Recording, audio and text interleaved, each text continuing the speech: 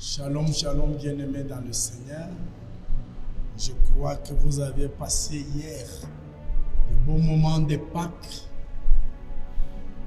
Nous continuons aujourd'hui nos 100 jours de jeûne et prière. Aujourd'hui, c'est notre 52e jour. On a déjà dépassé la moitié. Que Dieu vous bénisse. Ce moment de 100 jours de jeûne et prière, nous rappelons que le jeûne va de 0h à 13h, heure de chemin. Heure de chemin. Heure de l'Amérique, heure de l'Europe, heure de l'Asie, heure de l'Océanie, heure de l'Afrique, heure de votre pays. Parce que dans un même pays, il peut y avoir des fuseaux d'heures différents. Dans le même continent, il y en a partout.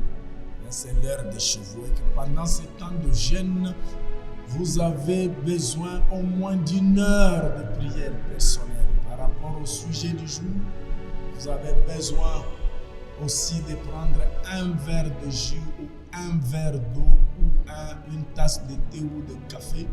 Je ne dis pas qu'il faut prendre un verre de jus, un verre de thé, tout ça au même moment. Non. Tu choisis ce que tu peux faire. Amen. Que Dieu te bénisse mon frère, que Dieu te bénisse ma soeur, que Dieu bénisse toute votre famille ici, tout le monde est connecté à ce programme, que vous voyez les changements dans vos vies. Seigneur, ajoute encore. Aujourd'hui, à notre 52e jour, c'est lundi 21 avril, nous retournons à notre passage de base pour voir ce qui est encore dit là-dedans. Donc nous sommes dans Genèse 30, le verset 22, et nous descendons. La Bible dit ce qui suit. Nous allons jusqu'au verset 24. La Bible dit ce qui suit. Dieu se souvint de Rachel et il l'exauça. Que Dieu se souvienne de quelqu'un. Que Dieu se souvienne de ces 100 jours, de ces programmes, et qu'il exauce votre prière. Et il l'a rendue féconde. On avait évoqué ça le premier jour.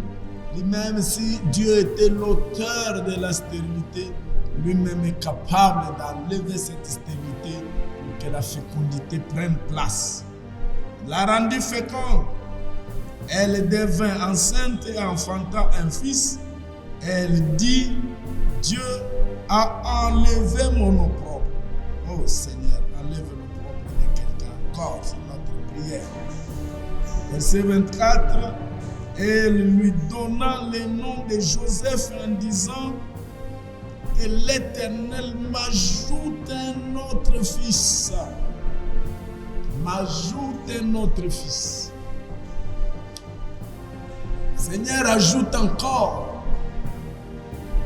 Qu'est-ce que cette femme, Rachel, croyait en demandant que Dieu ajoute encore? Elle croyait à la provision divine. Oh Seigneur. Bien-aimés, ceux qui ont eu ces jours, ceux-là n'ont pas épuisé tout ce que Dieu a. Ils n'ont même pas bougé tout ce que Dieu a. Jusqu'à ce que le monde ici changera, les matières premières ne s'épuiseront point.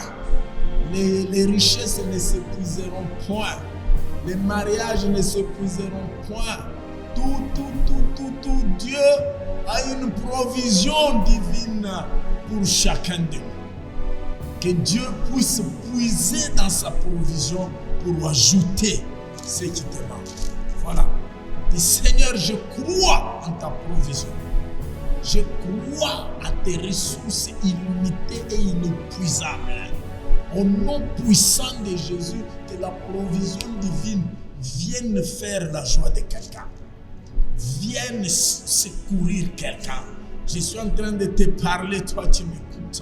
Je suis en train de te parler, toi tu m'entends. Que Dieu a une provision qui ne s'épuise pas.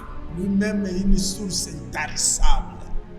Même si tu es dans un pays désertique, le bonheur t'atteindra. Tu es dans une contrée où tu n'es resté que toi seul dans la famille, Dieu a une provision pour te rendre heureuse, pour te rendre joyeuse.